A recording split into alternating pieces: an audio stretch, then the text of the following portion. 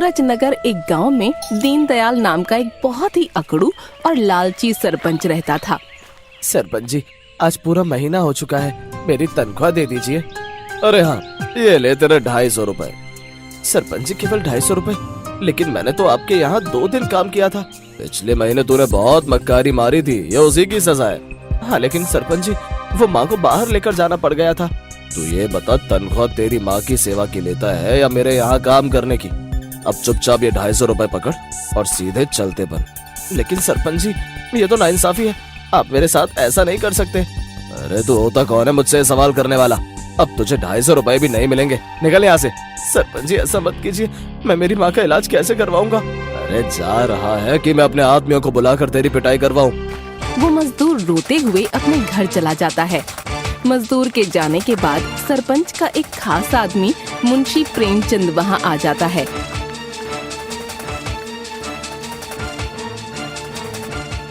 और सरपंच जी कैसे हो? बड़े ही चिंतित दिखाई दे रहे हो।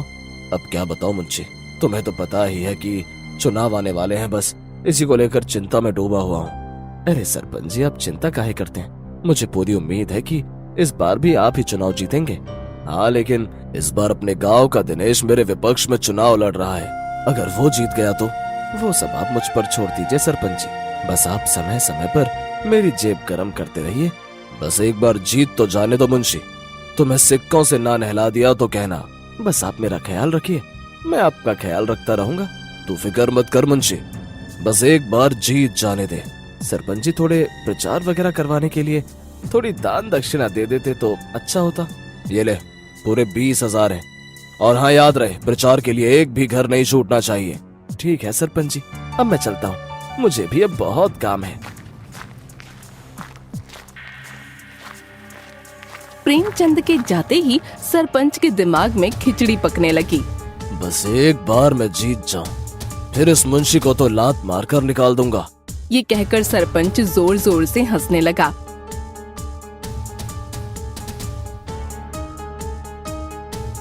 देखो सुनीता, तुम्हारे कहने पर मैं चुनाव में खड़ा तो हो गया, लेकिन क्या मैं जीत पाऊंगा?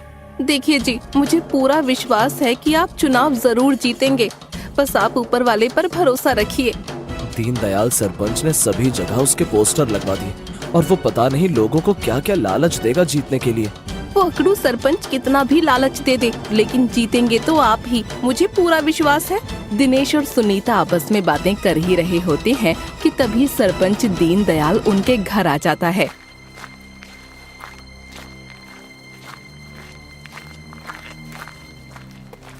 और भाई दिनेश, कैसे हो? अरे सरपंच जी, आप यहाँ? भाई मैंने सुना है तुम मेरे विरुद्ध चुनाव में खड़े हुए हो। देखो भाई, तुम्हारी भलाई इसी में है कि तुम चुनाव से हट जाओ, नहीं तो तुम्हारे लिए अच्छा नहीं होगा। इतने में ही सुनीता बोल पड़ती है। देखिए सरपंच जी, आप मेरे पति को ऐसे धमकी नहीं दे सकते। और रही बात चुनाव की, तो वो तो हम ही जीत कर रहेंगे। देखो भाई, मेरा काम कहने का था, अब आगे तुम्हारी मर्जी। ये कहकर सरपंच वहाँ से चला जाता है। सुनीता, तुम्हें सरपंच जी से ऐसा नहीं कहना चाहिए था। तुम्हें पता है वो कितना अकड़ू और लालची किस्म का व्यक्ति है। अगर उसने जीतने के लिए हमको कोई हानि पहुंचाई तो? अरे आप चिंता मत कीजिए जी, हमारे साथ ऊपर वाला है और गांव वालों का साथ भी है। वो सरपंच हमारा कुछ नहीं बिगाड़ सकता।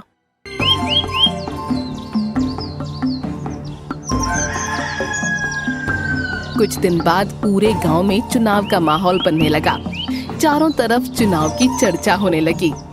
तभी एक आदमी दूसरे आदमी से बोला, यार भाई, तुम किसको वोट दोगे? भाई मन तो दिनेश को वोट देने का है, लेकिन अगर सरपंच को वोट नहीं दिया तो वो मेरी गिरवी जमीन हड़प लेगा। भाई मैं तो अपने दिनेश भाई को ही वोट दूंगा। अरे धीरे बोल, अगर सरपंच जी के आदमी ने सुन लिया तो वो तेरी मार मार कर खाल उधेड़ देंगे।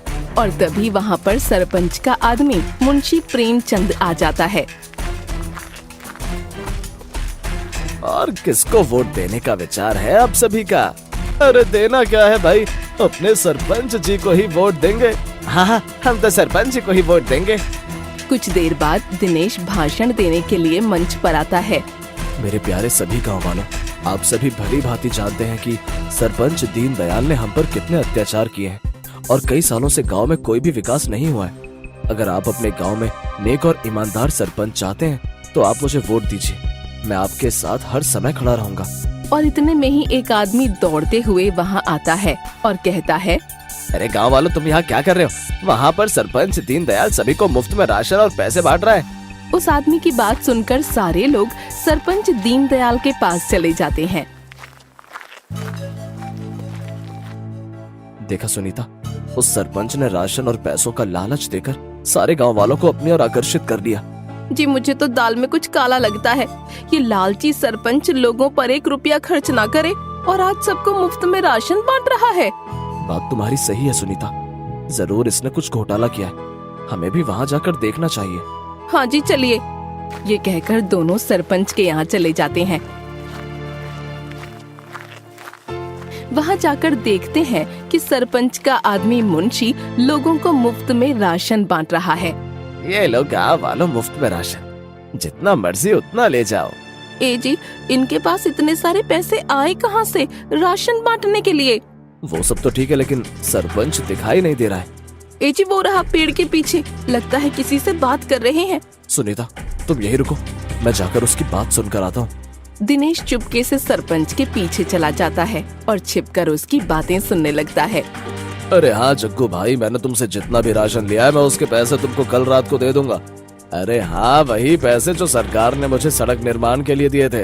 अच्छा, तो ये बात है, इस सरपंच ने सड़क निर्माण के सारे पैसे इस राशन में लगा दिए। मुझे तुरंत ही ये सारी बातें पुलिस को बतानी होगी।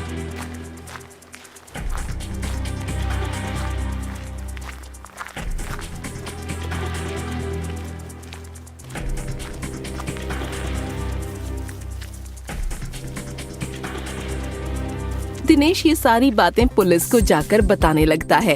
इंस्पेक्टर साहब, आपको मेरे साथ जल्दी चलना होगा। अरे भाई, चलना क्या है और तुम इतने परेशान क्यों? क्या बात है? इंस्पेक्टर साहब, सरकार ने जो पैसे सरपंच को सड़क निर्माण के लिए दिए थे, उसने उन पैसों को चुनाव जीतने के लिए लोगों में बांट दिया। क्या सबूत है तुम्हारे पास? मैंने उसको किसी जग्गू डाकू से फोन पर बात करते सुना है। अच्छा, तो इन सब के पीछे जग्गू डाकू का हाथ है। इस सरपंच की ये मजाल जो सरकारी पैसों का गलत कामों में इस्तेमाल करे। तो अब क्या करें इंस्पेक्टर साहब? सबसे पहले हमें जग्गू डाकू को पकड़ना होगा। तुम चलो मेरे साथ। इंस्पेक्टर साहब दिनेश को लेकर जग्गू डाकू के अड्डे पर जाते हैं। आजा शाम होने आई, पैसों की गड्डी मैंने बनाई, अरे डिंका चिका। जग्गू गाना गा ही रहा होता है कि तभी वहाँ पर पुलिस आ जाती है। बहुत कर ली तू ना डिंका चिका, अब थोड़ी हमारे साथ भी कर ले। अरे इंस्पेक्टर साहब, अब आप यहाँ? पुलिस को देखकर जग्गू भागने की कोशिश करने लगता है। भागने की कोशिश न करना जग्गू, कानून के हाथ बहुत लंबे हैं। मैंने क्या किया इंस्पेक्टर साहब? खबर मिली कि तूने उस सरपंच को चोरी का राशन दिया है। नहीं इंस्पेक्टर साहब, ये खबर झूठी है। इंस्पेक्टर एक लाठी से जग्गू की पिटाई करने लगता है। मुझे माफ कर दीजिए इंस्पेक्टर साहब, उस सरपंच ने मुझको ये सब करने को बोला था। अब आना उठ पहाड़ के नीचे। इंस्पेक्टर जग्गू और उसके आदमियों को गिरफ्तार कर लेते हैं और इधर दीनदयाल सरपंच का भाषण शुरू होता है। मेरे प्यारे गांव वालों, मुझे आप सभी को राशन बांटकर बहुत अच्छा लगा। अगर आपने मुझे वोट दिया तो मैं वादा करता हूं कि मैं सरकार से दरख्वास्त करूंगा कि वो अपने गांव की सड़क को जल्द ही बनवाए। सरपंच की ये झूठी बातें सुनकर सारे लोग ताली बजाने लगते हैं और इतने में ही वहाँ पुलिस आ जाती है। गांव वालों, मेरा ये कहना है कि आप सभी सरपंच को वोट ना दें, क्योंकि ये एक बहुत ही धोखेबाज और मक्कार है। इसने आप सभी को जिन पैसों से जो राशन दिया है, वो पैसे सरकार ने इसको सड़क निर्माण के लिए दिए थे। पुलिस की बात सुनकर सरपंच वहाँ से भागने लगता है। भाइयों, इसको पकड़ो, इसने हम पर बहुत ही अत्याचार किए। अरे मारो इसे। हाँ भाइयों, मारो इसको। सभी गांव वाले सरपंच के पीछे पड़ जाते हैं और उसके ऊपर टमाटर और अंडों की बारिश कर देते हैं। अरे कोई तो बचाओ। अरे अरे भैया, तेज लग गई रे। अरे बहुत तेज लग रही है। मुंशी, मैं तुझे छोड़ूंगा नहीं। अरे सरपंच जी, पहले अपनी जान तो बचा लो, फिर मुझे पकड़ना। अरे बचाओ। अरे भैया रे। सरपंच और मुंशी दुम दबाकर वहाँ से भाग जाते हैं। फिर दिनेश को गांव का नया सरपंच बनाया जाता है और इंस्पेक्टर साहब दिनेश को माला पहनाते हैं। फिर सभी गांव वाले दिनेश के लिए तालियां बजाते हैं। मुझे सरपंच बनाने के लिए आप सभी का बहुत बहुत धन्यवाद गांव वालों। और आज मैं सभी के सामने कसम खाता हूँ कि मैं अपने गांव पर आज नहीं आने दूंगा। मैं कहती थी ना जी, आप जरूर जीतेंगे। चाहे बुराई लाख कोशिश कर ले, लेकिन जीत हमेशा सच्चाई और अच्छाई की ही होती है। हाँ सुनीता, हमारा सरपंच कैसा हो, दिनेश भैया जैसा हो। हमारा सरपंच कैसा हो, दिनेश भैया जैसा हो। दिनेश के सरपंच बनने की खुशी में सभी नाच रहे होते हैं। तभी भीड़ में से एक आदमी ने दिनेश पर गोली चला दी। ये कहकर दिनेश जमीन पर गिर जाता है और वो मुजरिम गोली चलाकर भाग जाता है। हवलदारों, जरा पकड़ो उस मुजरिम को। कुछ हवलदार उस मुजरिम को पकड़ने के लिए उसके पीछे भागते हैं। ए जी, आपको क्या हुआ? उठिए ना, उठिए। दिनेश को जल्द ही पास के अस्पताल में भर्ती करवाया जाता है।